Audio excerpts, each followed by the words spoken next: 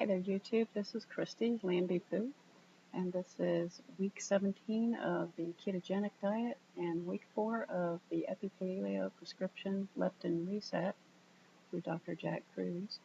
And I only lost 0.4 pounds this week, but lots of non-scale victories.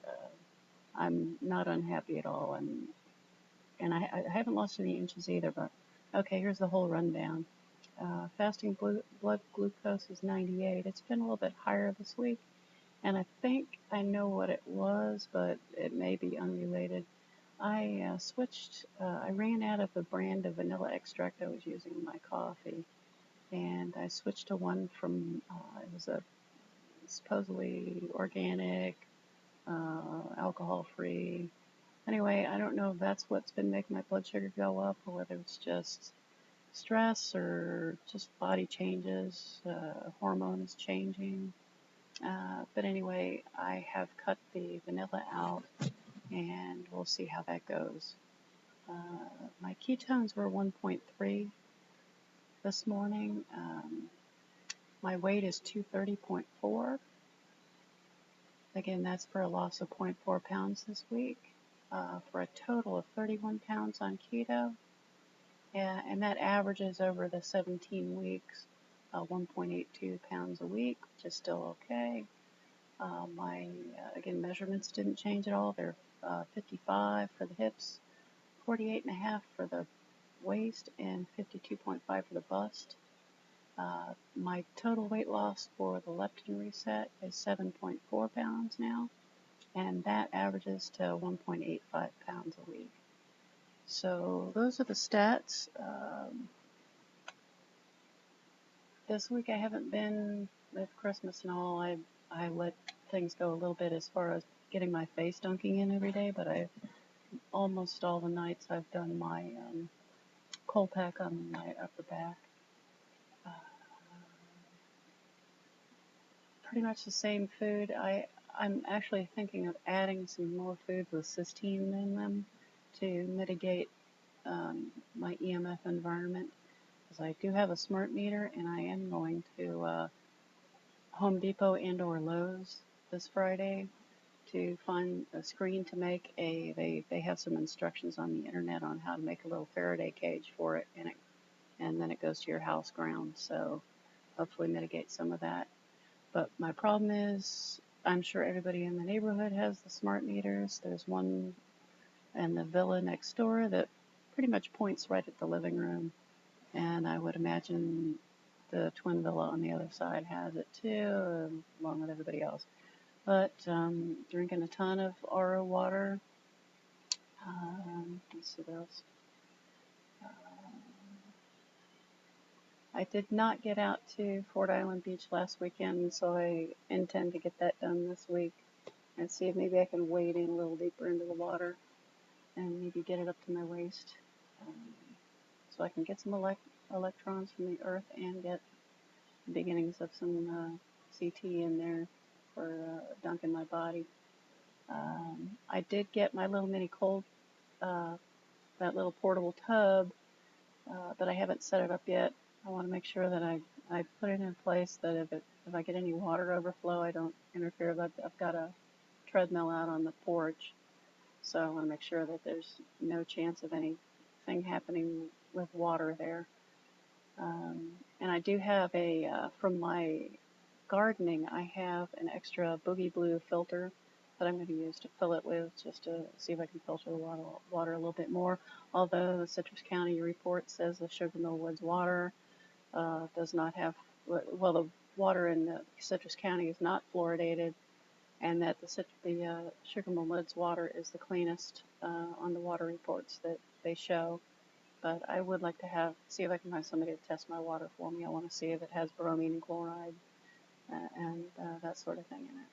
So I'm thinking of adding some more supplements, CoQ10, ubiquinol, PQQ, some different forms of magnesium. I am taking citrate.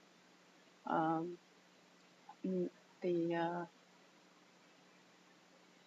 waste movement in my body is a little sluggish. It's not hard. I'm not constipated. It's just not a great peristalsis. I don't have a lot of volume. Let's put it that way. I'm having a movement once a day after waking.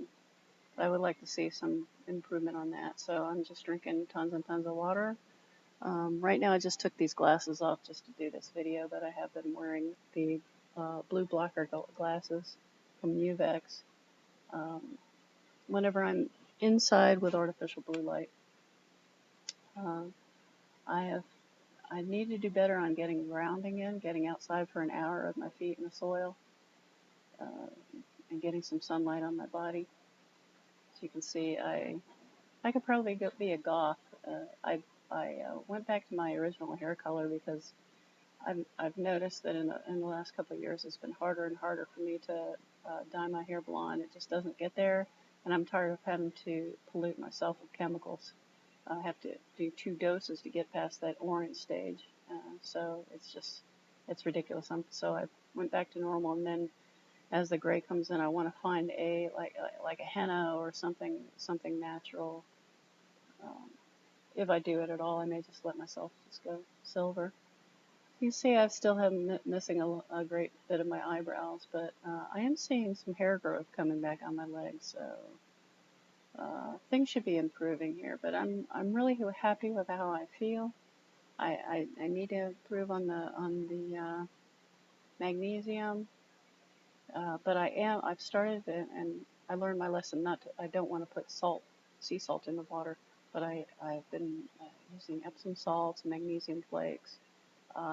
Hydrogen peroxide, get a little cheap oxygen therapy in there. There's some really good videos from Dr. Majid Ali. It's Majid, last name is Ali, Ali, and he has a whole website where he talks about using hydrogen peroxide, foot soaks and baths. And I did a bath this week, and I've done foot soaks yesterday and this morning. So, let's see what else is going on. I've got everything off of wireless. I'm turning my wireless off at night, turn the wireless printer off. I actually need to turn the wireless cameras themselves off because there is one out here on the porch. So that they're not spending all night seeking a wireless signal while the wireless is down.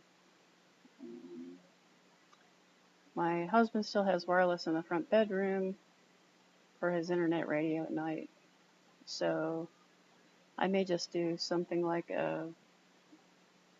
something to block the signal from coming my way with something Faraday-like or like a satellite dish kind of shape until I can get him off of that.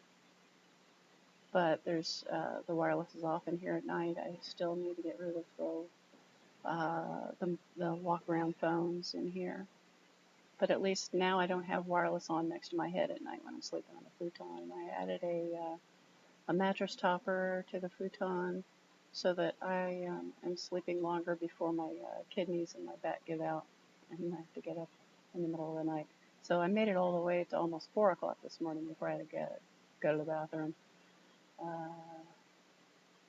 So I'm getting a better sleep. It's more comfortable.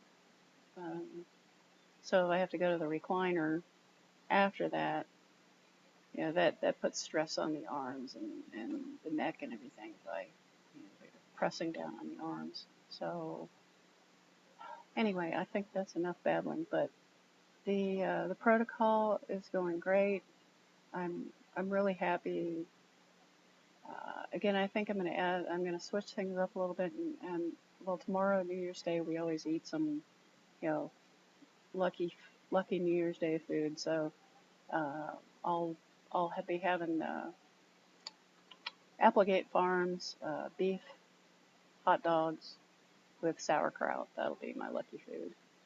And I'm going to try to get things with a lot more cysteine in them, like Brussels sprouts and asparagus, and pork and eggs. So, and I want to I've been very much on the DHA side with a lot of not sardines, but salmon, and I've been getting my oysters in, but I need to balance it out more with cysteine, Again, that's another good way to mitigate EMF, yet still maximize my DHA. I need to keep the DHA up and get the cysteine up.